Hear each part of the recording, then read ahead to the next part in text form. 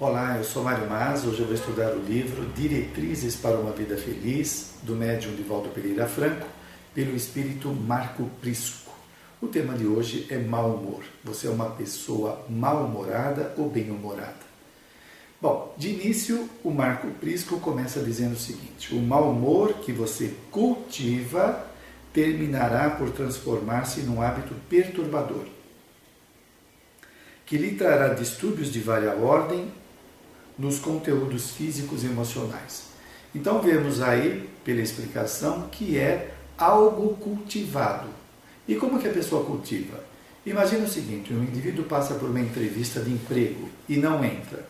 Aí ele sai de lá arrasado, se autoculpando, autopunindo, se desqualificando, enfim, ele se inferniza. Isso vai gerar um humor alterado, né? Ele vai ficar mal-humorado por aquilo que aconteceu. Ele não leva em conta que não entrou na empresa porque tinha muitos candidatos, tinha pessoas mais habilidosas do que ele. Não quer dizer que ele não tenha o seu valor, mas, infelizmente, o indivíduo faz um julgamento negativo sobre si mesmo, não aceita ou não sabe lidar com frustração, aí sofre. Então, ele está cultivando esse mau humor. Se o indivíduo leva uma bronca na empresa do chefe, né, ele tem que saber lidar com isso. O que se espera do ego adulto é que ele administre isso. Bom, eu fiz uma coisa errada, levei uma bronca.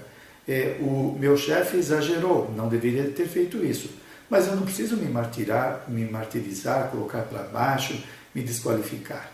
Tá certo? Nós temos que saber enfrentar as situações sem nos infernizar. Tem pessoas que qualquer desvio, qualquer deslize que aconteça nos seus planos, ela já fica toda alterada, já quer desistir de tudo. Calma lá. Nós aprendemos através dos acertos e erros, né? Você não vai acertar tudo, não quer dizer que você não tenha valor, mas vai acertar outras tantas.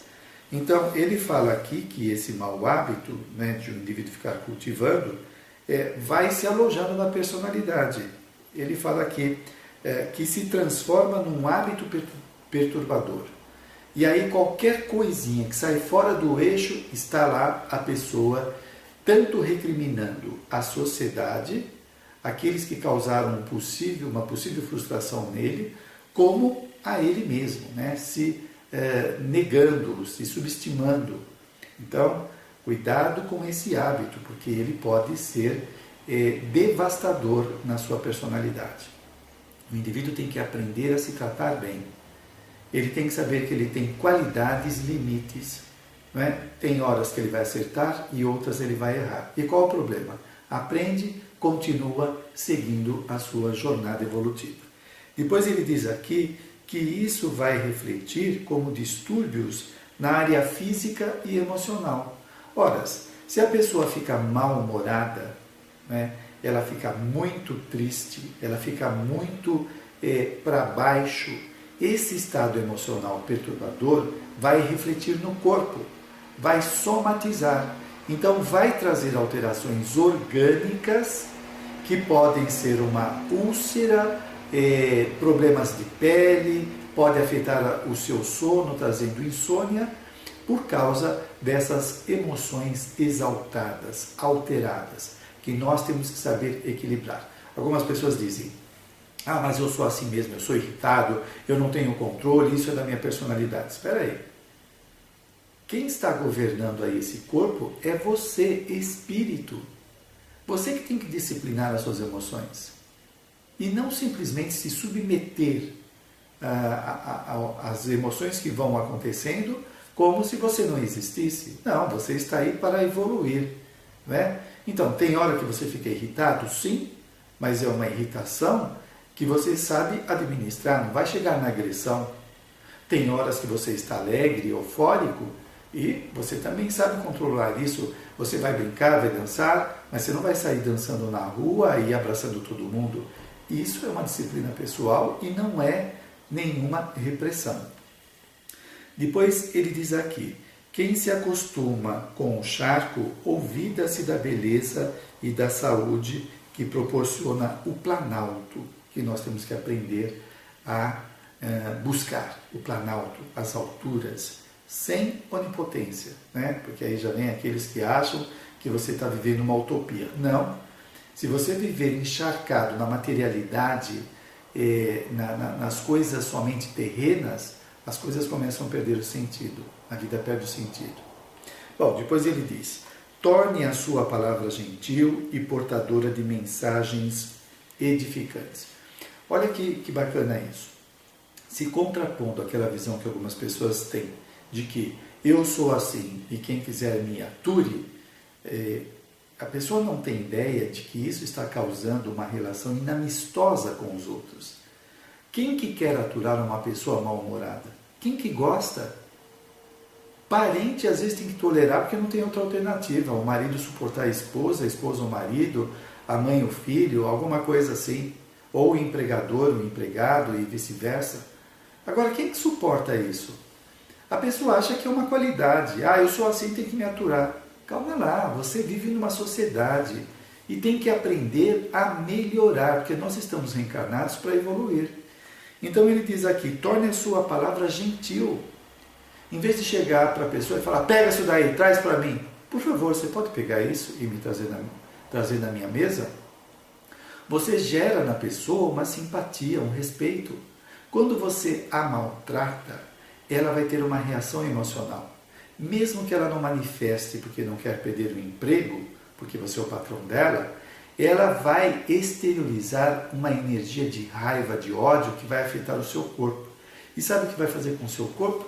Vai trazer doenças, vai fazer as somatizações que falamos. Você vai ter problema para dormir, você vai ser irritadiço, você vai ter problema de metabolismo para se alimentar, né? Então, os dividendos desse mau humor, do distrato que você tem com as pessoas, vai repercutir em você mesmo.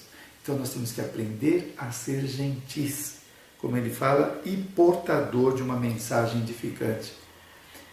Então tem gente que começa uma conversa com alguém já falando das catástrofes do planeta. Já tem listado todos os terrores, todos os sofrimentos, todas as batidas de carros que aconteceram no dia anterior ou nesse dia. Por que você não leva uma mensagem positiva? Quando vai conversar com a pessoa, falar de alguma coisa bonita, alguma coisa bacana, que você viu no seu trajeto, né? Então, você começa a trazer, a inserir no seu diálogo coisas positivas. E isto significa que você começa a trazer energias equilibradas. E também vai criando o hábito de ver o positivo. Como ele falou aqui, nós criamos hábitos. Então tem pessoas que estão habituadas, treinadas a ver o negativo. Você pode treinar a ver as coisas boas, você se gratificar, você ficar feliz com aquilo lá. Esta felicidade vai trazer mais lucidez, vai trazer mais sociabilidade. Tudo melhora quando a pessoa está bem. Pensa nisso. Bom, depois ele diz: quem pretende alcançar a plenitude não deve deixar marcas de angústias pela senda percorrida. E aí eu lembro de uma frase do livro de André Luiz, que um benfeitor, Aulus, ele diz: ninguém avança sem resolver a retaguarda. Não é? É da lei de causa e efeito. Então, se você no seu caminho, você vai gerando destruições, sofrimentos, perturbações, você vai ter que arrumar isso depois. Você não vai conseguir avançar com todas estas perturbações que você está causando ao seu redor. Quem pretende alcançar a plenitude, quem quer melhorar, quem quer ser feliz, quem quer evoluir, tem que deixar marcas positivas no seu caminho e não as angústias. Se você é um empregador, você desdenha o seu funcionário, você espezinha ele porque ele precisa do emprego e ele entra no processo depressivo, no alcoolismo, ele sai da empresa e passa uma vida difícil por causa das suas atitudes déspotas, você tem um compromisso kármico com ele. Você vai ter que reparar. Amanhã ou depois ele vai reaparecer na sua vida para você dar um jeito no que fez. O que você acha disso? Sabe, estas pessoas difíceis que de vez em quando aparecem são as pendências do passado. Então não pensa que você é exceção, que você vai se livrar. Então você está fazendo hoje, você está semeando espinhos para colher amanhã. Então pensa direito, né? Que tal você distribuir na sua jornada evolutiva a gentileza, a amizade? Estas pessoas amanhã ou depois vão te encontrar, né? E vão te proporcionar alguma coisa bacana. Tem um livro chamado A Extraordinária Vida de Jesus Gonçalves. Ele foi um rei visigodo, um guerreiro bárbaro, e durante muito tempo ele gerou destruição nas cidades onde ele passava, ele dizimava cidades, famílias, sonhos das pessoas. Ele demorou 15 séculos, depois de 15 séculos ele ainda tinha reparação dos erros cometidos há 1500 anos atrás. Então, ninguém evolui, ninguém avança perturbando as pessoas que estão ao seu redor. Como está dizendo aqui Marco Prisco, é um aprendizado para nós, é começar a repensar a vida. Não é? A proposta do Espiritismo amplia essa visão da vida, superando a proposta materialista, no qual a vida se resume somente nos consumos, no status que o indivíduo tem, e a pessoa faz de tudo para atingir esses objetivos, passa por cima dos outros sem ética, gerando problemas. Né? E quando chegar lá, no apogeu daquilo que é considerado a vitória, a autorrealização, a pessoa está cheia de marcas, de doenças, de imagens perturbadoras dos males que ela praticou na sua jornada. Depois, o Marco Prisco vai dizer mais coisas aqui para nós. Sorria confiante quando os desafios lhe ameaçarem o percurso evolutivo. Eu lembro aqui da psicologia positiva dizendo o seguinte, que a pessoa que cultiva os sentimentos positivos, como alegria, amor, esperança, enfim, tudo aquilo que, gratidão, etc., as pessoas se tornam mais lúcidas, mais sociáveis, mais amistosas, ela tem mais determinação para fazer as coisas, porque ela está num estado de humor melhorado, com estes sentimentos positivos. Então, quando ele fala sorria confiante, quando os desafios lhe ameaçarem o percurso evolutivo. E isso também está implícito aqui, acreditar em Deus. Espera aí, por que essa situação está aparecendo? Por que eu estou me abalando? Aí vem a confiança, não, vai acontecer o que é melhor para mim. Isso objetiva fazer eu crescer, enfrentar desafios. Quando eu enfrento os desafios, eu estou mobilizando os meus potenciais latentes. Eles estão sendo estimulados a se desenvolverem, a se atualizarem na minha personalidade. Então, a proposta é uma atitude emocional positiva e não logo de cara a pessoa achar que nada vai dar certo, ficar acabrunhada, né, como se não houvesse alternativa. Depois ele diz, a alegria de lutar abre espaços emocionais para que os estímulos se renovem, gerando forças que se multiplicam. É isso que eu falei anteriormente da psicologia positiva, não é? Ele fala aqui que essa alegria vai servir de estímulos que renovam. Estímulos que renovam. O indivíduo ele vai se sentir melhorado, ele se sente confiante, ele sente que pode enfrentar, ele sente e sabe que pode enfrentar a situação.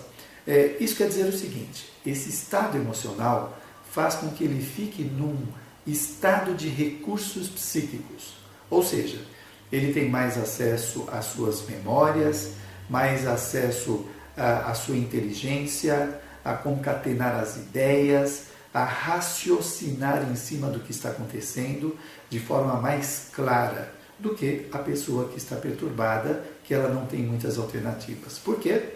O seu psiquismo fica como que reduzido, limitado, restrito. Ela não consegue acessar as lembranças, os conhecimentos que ela tem ficam inacessíveis. Olha que interessante, esse estado de humor pode fazer com o indivíduo. Depois ele diz aqui, cuide de manter-se bem externa e internamente. Não adianta só apresentar persona, não é? A persona sociável com todo mundo, brinca com as pessoas e dentro a pessoa vive um inferno.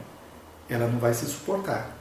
Quando ela parar e estiver sozinha e vai passando aquele turbilhão de ideias, de imagens, né, não resolvidas ou de ruminações que ela fica alimentando, obviamente vai ser bem chato para ela.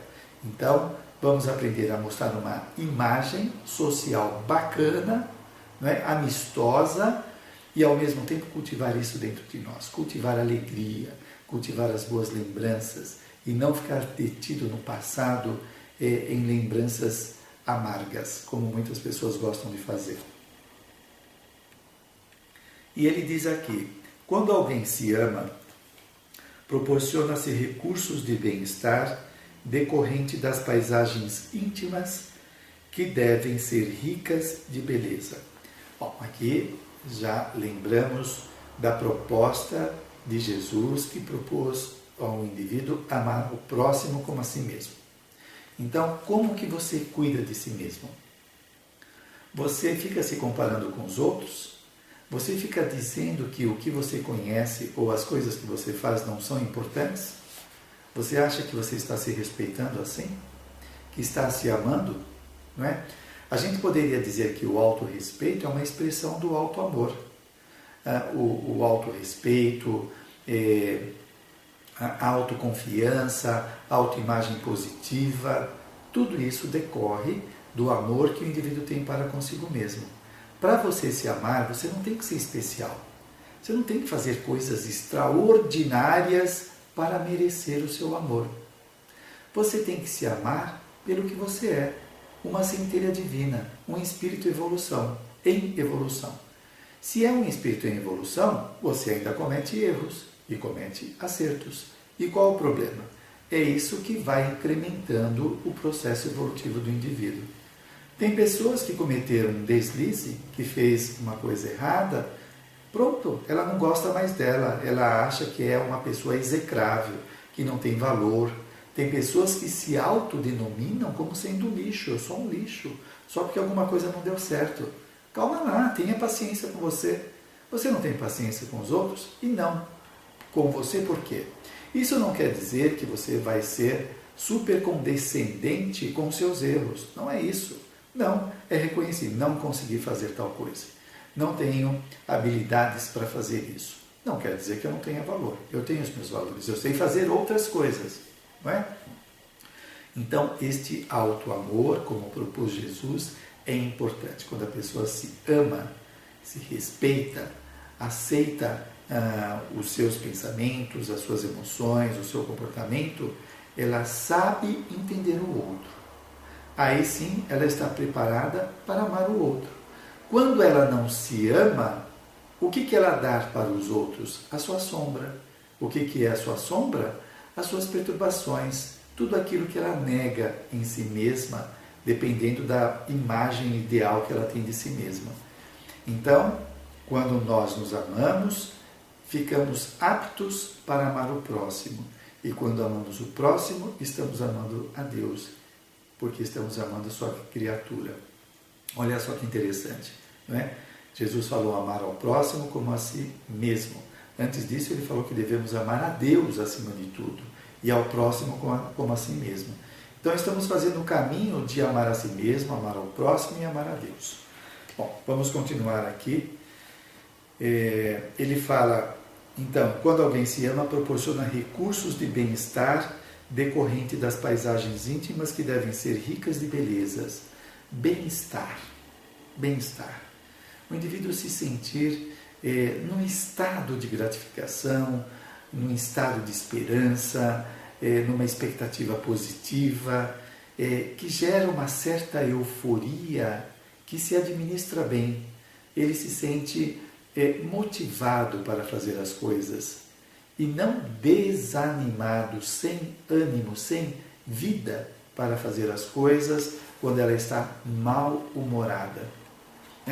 Ele fala aqui dessas paisagens íntimas que devem ser de belezas.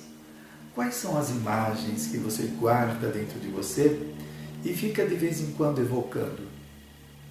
São as imagens dos acidentes, das discussões que você teve com as pessoas do seu caminho? Ou você guarda na sua memória uma psicofonia que você escutou e gostou muito, a mensagem de um livro que traz uma motivação para você, uma imagem da natureza, uma fotografia que te deixa alegre? O que faz você se sentir bem e que você guarda internamente? Isso vai ajudar a trazer o bem-estar. São memórias boas, memórias gostosas que nós temos. Depois ele diz aqui, tem mais. Quem se permite descuidos nos compromissos para consigo mesmo jamais atenderá aos deveres maiores do processo iluminativo. O indivíduo não deve desdenhar a si mesmo. Você pega uma pessoa que come demais, que bebe demais, que dorme muito pouco. Enfim, uma pessoa que não se respeita, que coloca em risco o seu corpo. Como que ela vai poder ajudar os outros? Não é? O indivíduo que desdenha o seu corpo, que usa com excessos o seu cosmo fisiológico, ele está fazendo aquilo que o Espiritismo ensina, que é o suicídio indireto. O indivíduo programou reencarnar e viver uma vida de 80 anos. Chega aqui, se excede na alimentação, na bebida, não dorme, passa a noite na farra, enfim, o indivíduo faz uma série de coisas que consomem mais depressa a sua energia vital. Isso quer dizer que ele vai desencarnar antes do tempo. E isso é um suicídio indireto e vai trazer um estado de culpa muito grande, porque ele poderia aproveitar melhor a sua existência dentro daquela programação e acabou se desviando por falta de cuidado para consigo mesmo. Aliás, tem pessoas que às vezes querem ser mais boas para com os outros do que consigo mesmo. Como que isso é possível? Você quer ser tão amistoso com uma pessoa e quando você faz uma coisa errada, você fica se julgando, se colocando para baixo. Com o outro você é tolerante, consigo mesmo não é. Então tem alguma coisa aí que não bate, né? É bom observar. Talvez você esteja mascarando esse comportamento amistoso com o outro, uma vez que você se maltrata. Nós temos que ser coerentes. Depois ele diz aqui: faça do trabalho um companheiro de todas as horas, no qual você encontre renovação de energia para o desempenho dos compromissos superiores da vida. Bom, aqui ele falou anteriormente do indivíduo saber cuidar de si mesmo como fonte de gerar bem-estar, né? Agora ele está falando da questão do trabalho. Uma pessoa que trabalha só para ganhar dinheiro, mas é infeliz do que faz, aonde vai parar? O que ela faz com esse dinheiro? Compra em medicamento? Será que ela não tem que conciliar o que ela gosta com o que ela faz? Dentro do possível, não é? Agora veja, isso daí também depende do mercado de trabalho, da profissão da pessoa, da formação, tem uma série de variáveis, não é? Mas tem um tipo de pessoa que mesmo trabalhando no que gosta, ela consegue se infernizar. Ela briga o tempo todo com o trabalho, ela briga com as pessoas, ela não consegue desfrutar, extrair o melhor daquele trabalho, não é? Porque é uma pessoa viciada em reclamar e tudo que ela realiza é insuficiente. Percebe? É um estado doentio da personalidade. Se ela estivesse na melhor profissão do mundo, se ela estivesse no melhor passeio do mundo, ela continuaria brigando, vendo o que tem de negativo nessas situações.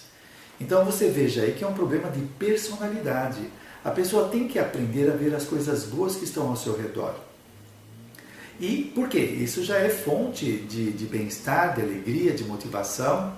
Às vezes ela fica esperando uma coisa extraordinária acontecer e tem vários elementos ao seu redor que proporcionam tudo aquilo que ela está buscando. Portanto, nós temos que reaprender, porque às vezes a pessoa é condicionada a ver somente o lado negativo da vida.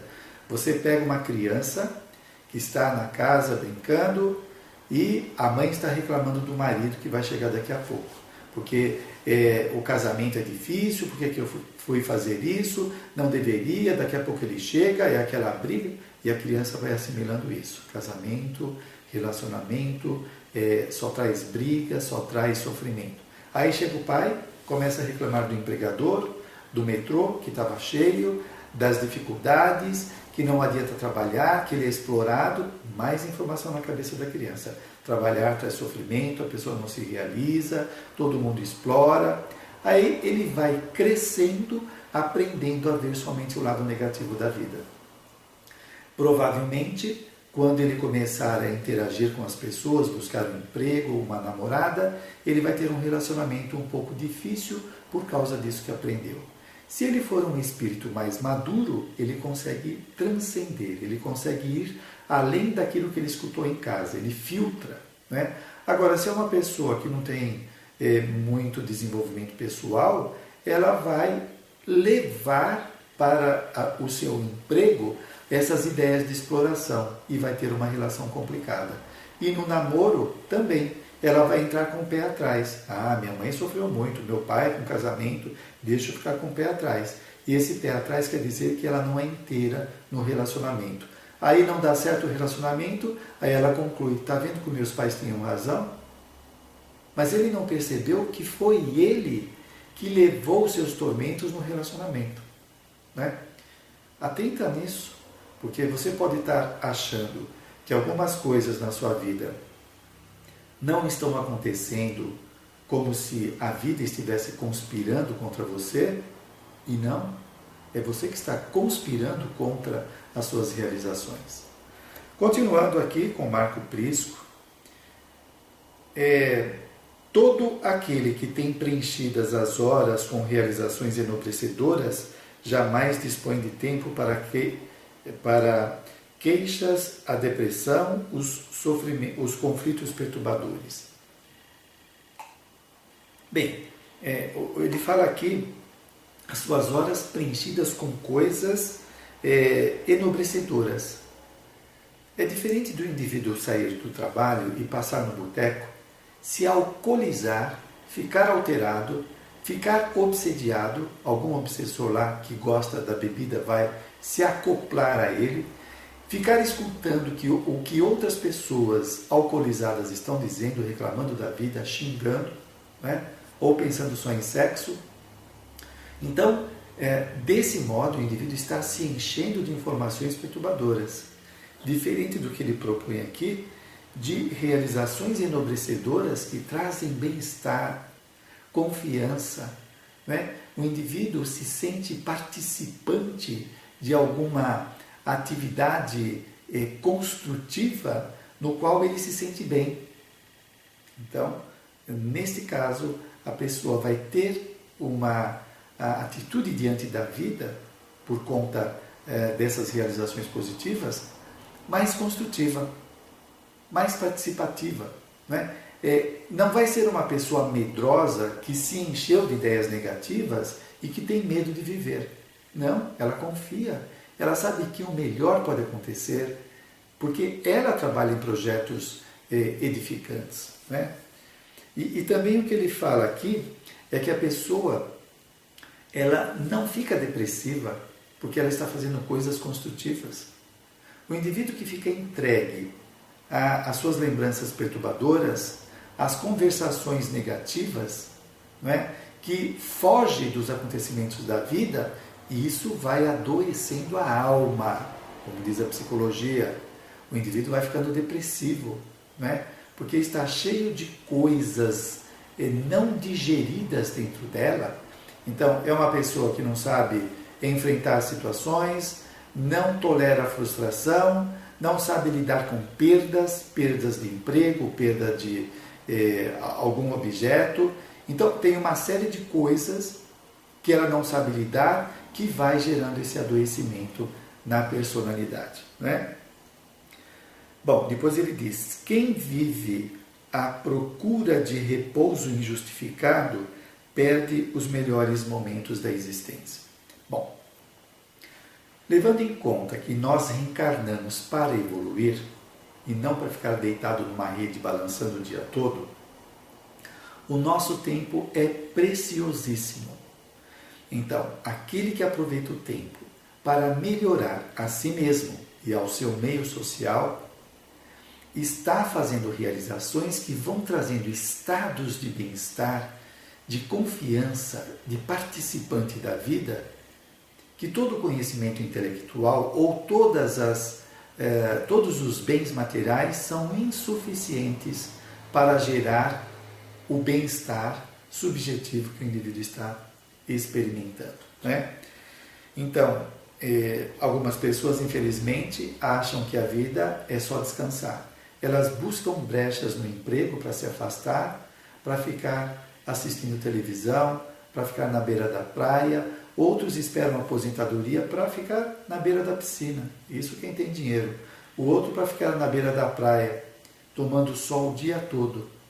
E o que acontece com o cérebro dessa pessoa, com o corpo, com seus sonhos, com seus ideais? Chega uma hora que isso não traz mais satisfação.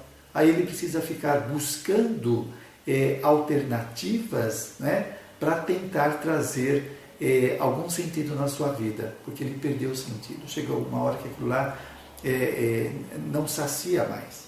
Então, nós temos que pensar. E outra coisa, quando a pessoa desencarna, ela vai ver que ela poderia ter feito várias coisas, inclusive melhorias pessoais, e desdenhou. Aí vem o processo de culpa, aí ela quer reencarnar correndo para reparar os seus erros, né? E fica perturbada. Então, a vida é muito importante e o Espiritismo esclarece isso bastante para nós. Depois ele diz o seguinte: transforme as dificuldades em ocasiões de enriquecimento espiritual. Em vez de problematizar as dificuldades, nossa, por que foi aparecer isso agora? Eu não vou conseguir, isso é insuportável. A pessoa fica dramatizando, né?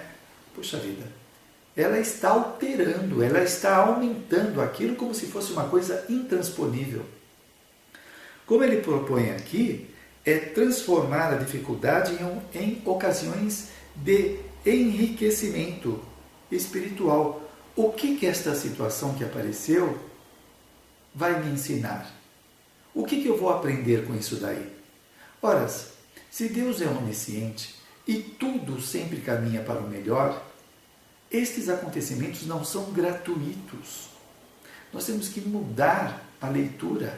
Espera aí, isso daí é uma mensagem da vida para eu aprender alguma coisa.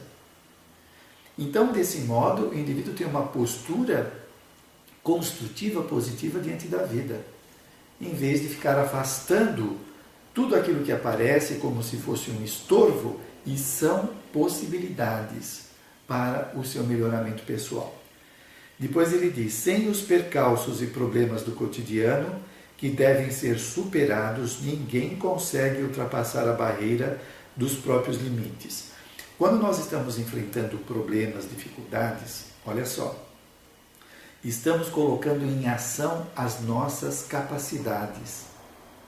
Quanto mais nós utilizamos as capacidades, mais elas vão se automatizando, vai sendo parte da pessoa, não é? Ela tem aquela facilidade de lidar com várias situações. A pessoa que fica fugindo, que fica se subestimando, qualquer situação que aparece parece imensa, muito difícil, porque ela se acha muito pequena. Portanto, vamos aprender que os enfrentamentos das situações estão melhorando o indivíduo, está fazendo desenvolver os seus potenciais latentes. Depois diz aqui: quem se recusa aos enfrentamentos que conduzem ao progresso, estagna-se em perigosa paralisia espiritual. E aí também, falando na paralisia espiritual, obsessores podem ficar sugestionando o indivíduo a desistir, a não enfrentar as situações, a se achar muito fraco para aquilo lá, né? Então ela fica se colocando para baixo, porque ela deu brecha no seu comportamento. Vamos ter uma leitura diferente, né? Que todos esses enfrentamentos são ingredientes que ajudam no nosso progresso. Ora, Se você pensar que nós estamos nesse planeta, que é uma grande escola, nós temos aqui aulas de variados tipos para melhorar e desenvolver as nossas capacidades. Então nós temos aulas, né, como se fossem salas de aulas, cada sala de aula ensinando várias disciplinas que precisamos. Nós temos a disciplina do casamento, a disciplina da saúde, a disciplina da doença, a disciplina da riqueza, da pobreza, da feiura, da beleza. São várias experiências, provas que nós enfrentamos para o indivíduo desenvolver todos os seus potenciais. Em cada uma dessas experiências, ele vai desenvolvendo determinados recursos. Você imagina uma mulher que há 5 séculos reencarna e vem como mãe, cuidando dos filhos, educando-os, etc. Há 5 séculos ou 10 séculos nessa atividade de cuidar de pessoas. Ela desenvolve tantas habilidades maternas, uma capacidade de cuidar dos outros, de empatia, de saber o que acontece com a pessoa. Por quê? Por causa dessa experiência que ela vem acumulando ao longo do tempo. Então, nas milhares de existências que nós temos, nós vamos aprendendo várias coisas. Hoje você pode ser um médico, amanhã você pode ser um cobrador de ônibus, depois você pode ser um feirante, pode ser um engraxate, pode ser um engenheiro. Todas as experiências estão ensinando a pessoa a aprender alguma coisa. Depois, o Marco Prisco diz: examine as suas possibilidades de realização e execute os seus programas com entusiasmo. Isso também é um hábito que nós podemos criar, né? O entusiasmo para enfrentar as situações. Ele fala que examine as suas possibilidades de realização, né? Até onde eu posso chegar? Tem gente que se cobra demais, né? Que quer fazer coisas que ela não tem habilidade, que ela não desenvolveu.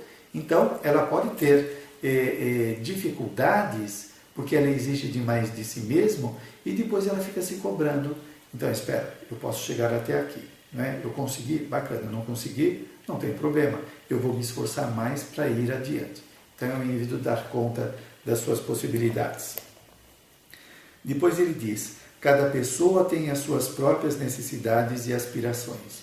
Sim. Quem exige dos outros o cumprimento dos deveres, não raro se esquece de executar aqueles que lhe dizem respeito. Tem gente que é invasivo, né? Que quer que os outros façam tudo aquilo que ele está fazendo. Respeita os outros. Se o outro fizer ou não alguma coisa, isso não vai te tornar feliz. O que vai torná-lo feliz são as suas realizações. Agora, você tem que aprender a lidar com a diferença, com as escolhas do outro. O seu filho pode não querer ter a mesma profissão que você tem. E nem por isso você deve se zangar. É uma opção dele. Ele pode ter programado na vida espiritual uma profissão diferente da sua.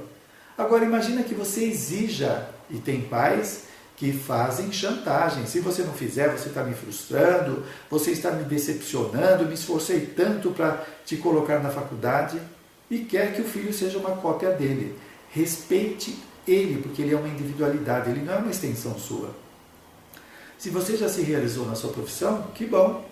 Se você não conseguiu uma profissão e quer que seu filho tenha aquilo que você sonhava, você está fazendo errado. Você tem que deixar ele seguir aquilo que é bom para ele, não para você.